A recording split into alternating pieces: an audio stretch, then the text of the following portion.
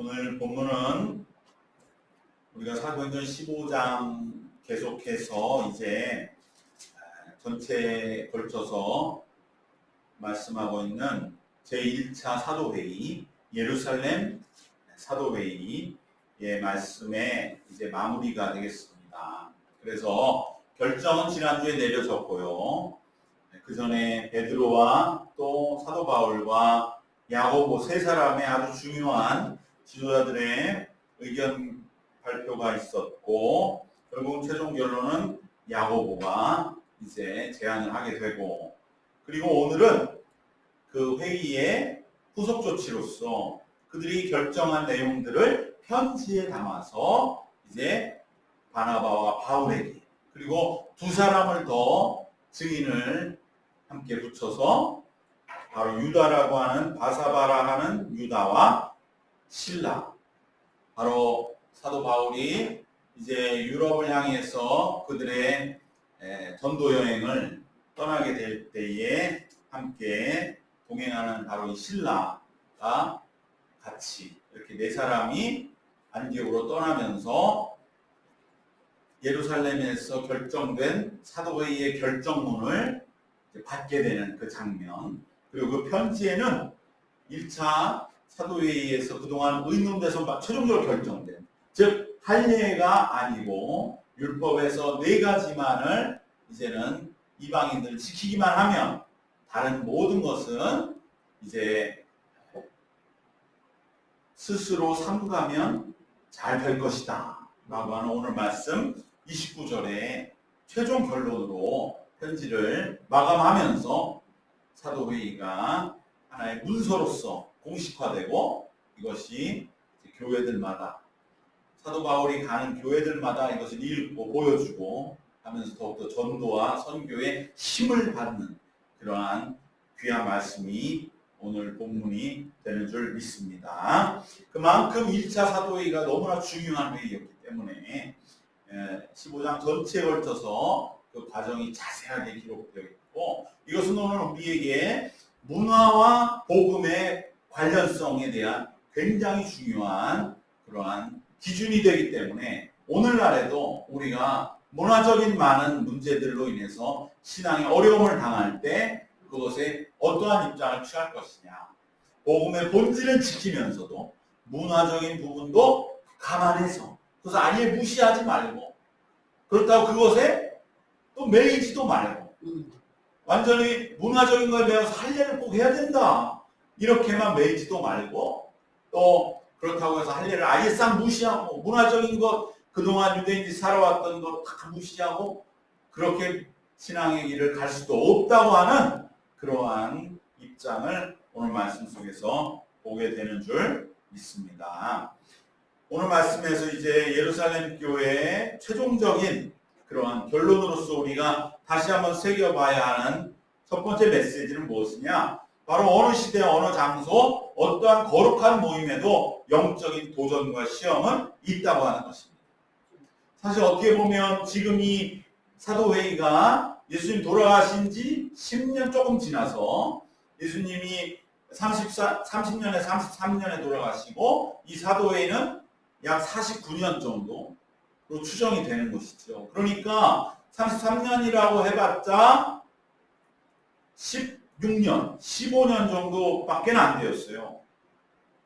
예수님이 승천하신 15년밖에 안 됐고, 그야말로 얼마 전까지 예수님과 같이 동고동락했던 그러한 사도들이 10명이 넘게나 다 버젓이 살아있고, 또 예수님과 어릴 적부터 함께 지낸 친동생이 버젓이 활동하고 있는 바로 예루살렘 초대교회, 어떻게 보면 정말 그 사도들이 보는 것만 은혜가 넘치고 성령 충만한 역사가 살아있는 그 교회가 10년 정도 지나는 것밖에 안 됐는데도 바로 이러한 심각한 대립과 분열이 있었다는 것은 오늘 우리에게 무엇을 말씀하느냐? 언제 어디서나 사단의 영적인 도전과 시험은 우리 가운데 있다고 하는 것을 일깨워주는 줄 믿습니다. 바로 24절에서 문제의 심각성을 다시 한번 이 편지 속에 기록하고 있었던 것이죠. 24절은 이렇게 말씀합니다. 우리 같이 한번 읽겠습니다. 들은즉 우리 가운데서 어떤 사람들이 우리의 지시도 없이 나가서 말로 너희를 괴롭게 있게 하고 마음을 혼란하게 한다 하기로. 지시도 없이 다니면서 이제 10년밖에 안 된 그 믿음의 사람들의 마음을 괴롭히고 혼란스럽게 하는 사람들은 바로 생겨나게 되었던 것입니다. 오순절 성령 강림으로 교회가 생긴 지 얼마나 되었다고 벌써 이렇게 자기 주장을 하고, 사도들이 다 살아있는데도 거짓된 가르침을 마치 자기들이 가지고 있는 진리인 것처럼 주장하는 모습들이 어떻게 이렇게 생겨나는 것입니까? 우리가 그렇기 때문에 초대교회라고 하는 것을 이상화시켜서 초대교회는 무조건 좋고 잘 되고 초대교회로 돌아가자, 그러한 마음이 뭘 의미하는지는 알겠어요.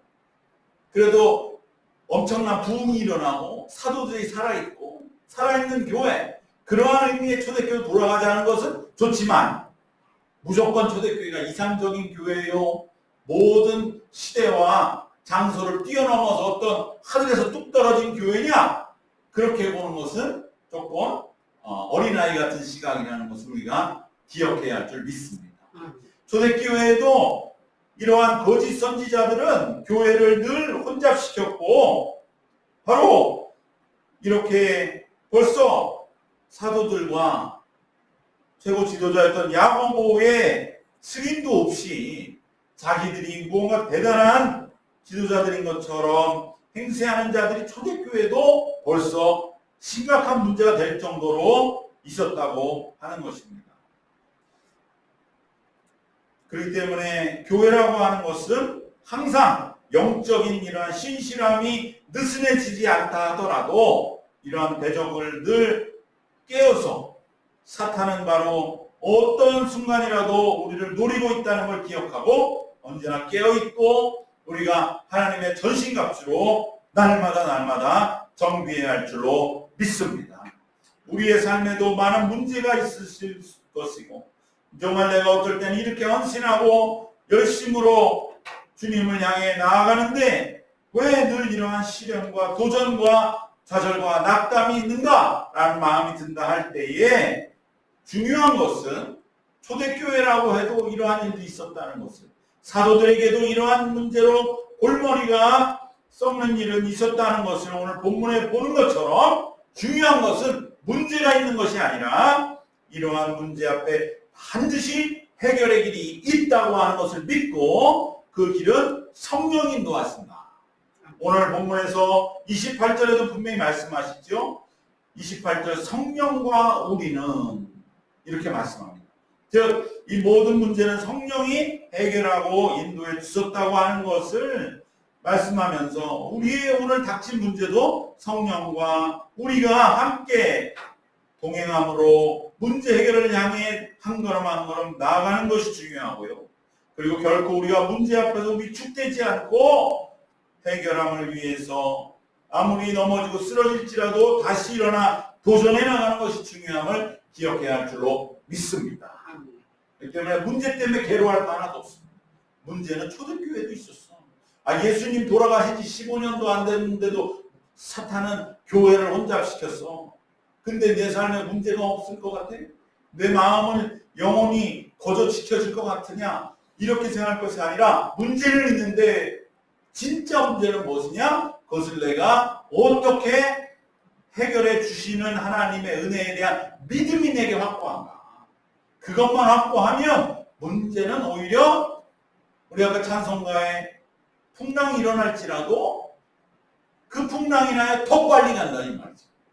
우리가 더 단련되고 더 하나님의 나라에 가까워진다는 것입니다. 문제가 있기 때문에 더 우리가 진정으로 인생의 깊이가 있어지고 어떠한 작은 일에는 조금도 흔들리지 아니하는 영적인 충만함을 훈련받을 기회로 주님 우리를 삼으신다고 하는 걸 기억하면서 초대교회에도 이러한 문제가 있었구나. 내 인생에 누구나 문제가 있구나. 영적인 눈으로 보면 문제 없는 사람이 없어요. 모든 사람이 다 문제를 가지고 살아갈 때에 그게 문제가 아니고 해결이 있고 그 해결은 성령이 주시고 성령은 반드시 문제를 해결해 주신다. 가장 지혜로운 길, 최고의 해결책을 주신다. 오늘 우리가 사도행전 15장에서 확인하는 것은 바로 그것입니다. 이 이상 더 문제를 어떻게 깔끔하고 완벽하게 해결할 수는 없는 거죠. 그래서 우리가 보면서 주님 나의 문제도 그렇게 해결해 주실 줄 믿습니다. 이러한 믿음이 중요한 것을 우리가 오늘 이 사도의 회의에서의 우리가 붙들어야 할 가르침으로 삼으시기를 주님의 이름으로 축원합니다. 두 번째로 우리가 이 사도의 결론의 편지를 통해서 우리가 함께 살피는 것은 정말 야고보가 마지막에 이 네 가지 덕목을 제시함으로 인해서 이 왜 하필 네 가지인가 이것을 살펴보면 정말 여기에는 바로 이 야고보의 신앙이 배어 있구나. 그것은 무엇이냐? 당시에 가장 문제시되고 가장 중요시되는 회당에서의 덕목들을 야고보가 그대로 다시 한번 정리했을 뿐만 아니라 특별히 이 율법의 핵심도 야고보가 볼 때는 이 네 가지를 통해 강조하고 싶은 건 무엇이냐? 우리가 신앙생활을 꾸준히 해나감에 있어서 가장 중요한 분명한 단련됨의 요소가 뭐냐? 세 가지가 바로 우상과 또 하나는 소위 세상에서도 항상 힘들어하고 정말 우리가 거룩하고 의로운 길을 갈 때 부딪히는 문제가 뭡니까? 세상에서도 말하는 것처럼 먹는 문제와 식과 색의 문제, 인간의 이 욕망의 문제, 이것들을 야고보는 직접적으로 제시하는 것이죠. 한번 네 가지 잘 살펴보세요. 저번 우상의 제물, 그 다음에 목매어 죽인 것과 피, 이것은 먹는 거잖아요. 그리고 음행. 정확하게 야고보는 정말로 이 교회를 이루고 교회를 이끌어 본 사람이에요. 그러니까 이러한 결론에 내려지는 거예요. 이건 신학이 아니고 어떠한 하나의 무슨 교리가 아니고 정말로 같이 신앙생활을 해볼 때에 정말 우리가 실생활에서 신앙생활에 가장 조심해야 될 게 뭐냐? 무엇부터 사람이 신앙이 흐트러지느냐? 제일은 우상이죠. 우상에는 가히 모든 게 다 담겨 있는 것이죠. 심지어 자기 자신도 우상이 돼서 교회 안에서 자신의 그 생각과 자기의 존재를 생각하면서 마음 꽁에 있는 그것이 얼마나 신앙생활 교회의 엄청난 어둠인가를 야고보는 철저하게 하는 거죠. 우리 신앙은 본래가 우상을 배격하는 것부터 시작되는 것. 이건 더 말할 게 없는 것입니다. 그리고 실생활에서 정말 우리에게 걸림돌이 되는 건 무엇이냐? 바로 이 먹는 문제. 이것을 머금고 마음대로 그냥 세상 것을 추구하는 시작이 먹고 그저 세상의 걸 탐욕하고, 그래서 또 하나는 음행의 문제고 식과 색의 문제.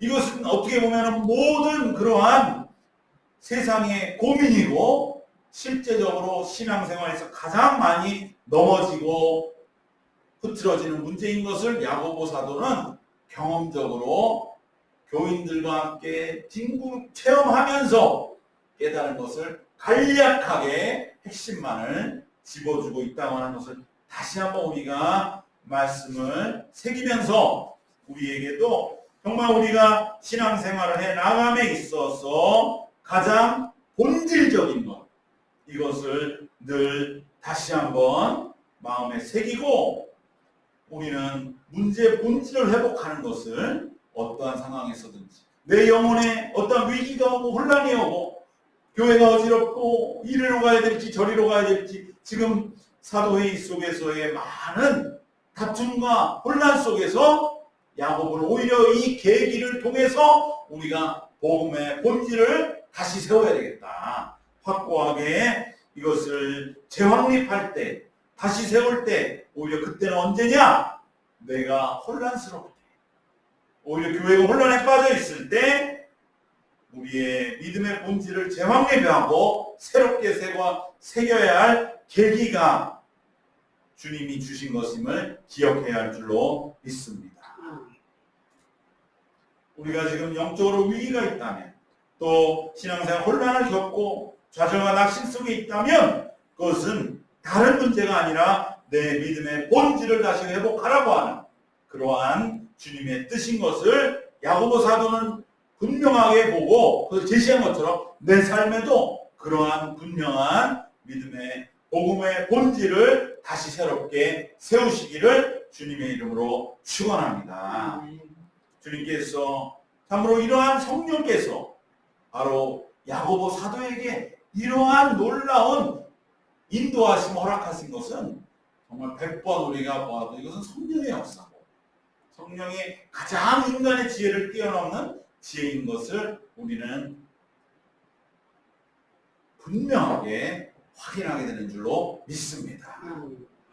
마지막으로 이 모든 1차 사도회의와 이 편지의 마지막 결론의 문장이 무엇인가?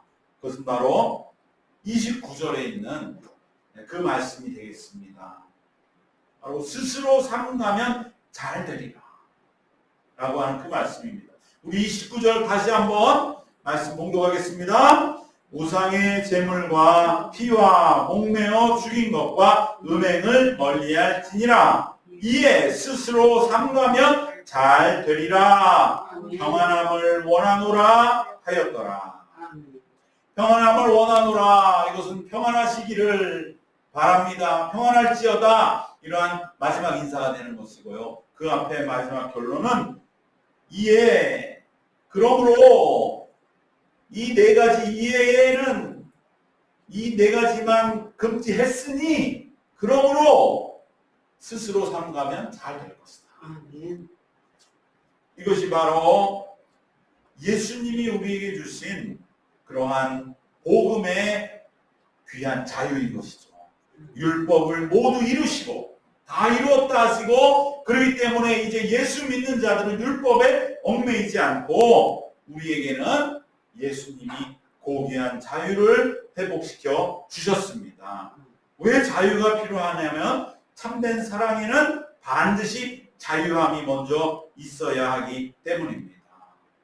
강제로 하는 사랑은 사랑이 아니라는 것이죠. 자유함이 있어야, 즉 선택을 할 수 있어야 그 선택에서 이 사람이 다른 걸 선택하지 않고 바로 나를 선택했을 때 그때 진정한 사랑이 느껴지고 사랑의 수고가 보상되어지는 것입니다. 선택할 수 있을 때 그때의 사랑은 이루어지고 완성이 되는 것입니다. 다른 선택을 하는 것은 쉬운 일은 아닙니다.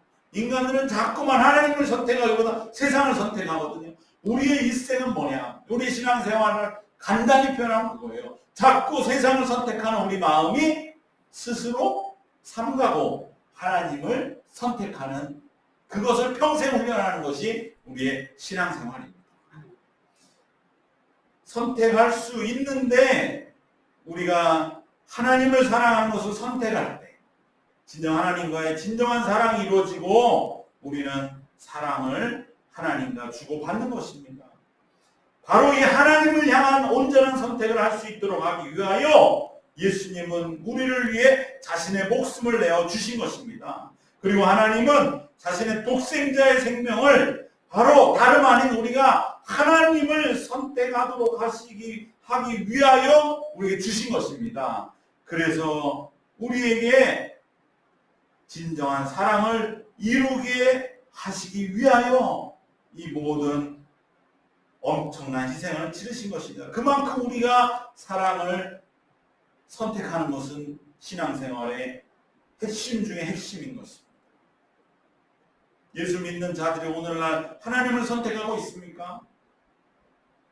그렇게 선택해야 된다는 너무나 잘 알면서도 우리는 늘 하나님을 선택하기보다는 세상을 선택하고 내 자신을 선택하고 그리하여 세상에 대하여 하나님에 대하여 내 자신에 대하여 원망 불평하는 그러한 삶을 살아가는 우리의 모습일 때에 그럼에도 불구하고 우리가 내가 왜 이렇게 됐지? 나는 하나님을 선택해야 되겠다 하고 하나님을 향해서 한 걸음 한 걸음 나아가는 것, 그것이 바로 우리의 신앙의 평생 가야 할 길인 것입니다. 그렇기 때문에 우리가 선악과에 대해서는 어리석은 질문을 해서는 안 되는 거예요. 왜 선악과를 따먹을 자유를 주셨느냐? 그러면 선악과는 안 따먹고 로봇같이 선악과 아닌 것만 따먹을 수 있는 자유를 주면 그게 인간입니까? 그건 하나님 사랑하는 겁니까? 그건 사랑이 아니죠. 선악과를 먹을 수 있는 자유를 주었음에도 그것을 선택하지 않고 하나님이 주신 말씀을 따라 선악과를 먹지 않는 것이 하나님을 사랑하는 거죠. 애시당초 따먹지 않도록 로봇으로 만들어 놓고 선악과를 안 따먹는 그러한 사람으로 만드는 것은 하나님이 사랑을 포기하신 것이죠. 세상은 로봇만 오글오글한 세상, 기계의 세상이 되고 많은 것입니다.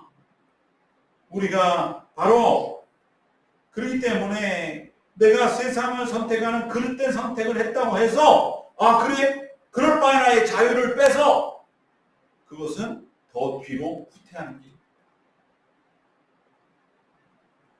우리는 선택이 실패했다 할지라도 반응에 실패했다 할지라도 결코 좌절하지 말고 내가 또 실패했구나 이렇게 생각하지 말고 내가 바른 선택을 하기 위해 자신의 목숨까지 내어주시고 자신의 아들의 목숨까지 내어주셨는데 내가 선택하는 그게 뭐라고 그렇게 귀한 것까지 나에게 주셔서 제발 좀 하나님을 선택하라고 하시는 그 음성을 듣는다면 이제는 내가 됐어. 그 길은 내가 갈 길이 아니야 라고 하는 분명한 선택을 하는 그러한 우리가 되어야 할 줄 믿습니다. 결코 좌절하지 말고 다시 온전한 분명한 믿음의 길과 하나님 주신 사랑에 대한 온전한 반응을 위해서 우리는 다시 한번 일어나 도전해야 할 줄로 믿습니다.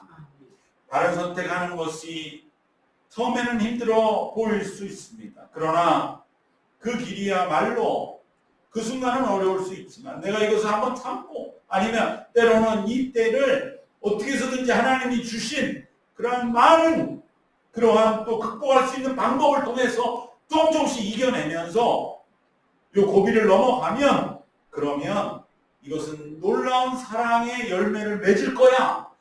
그리고 그러한 것을 반드시 맺게 하신다는 것을 우리가 체험을 해 나가면 그러면 우리는 점점 더 바로 스스로 삼가하는 그러한 잘 되는 길을 선택하며 걷게 될 줄 믿습니다.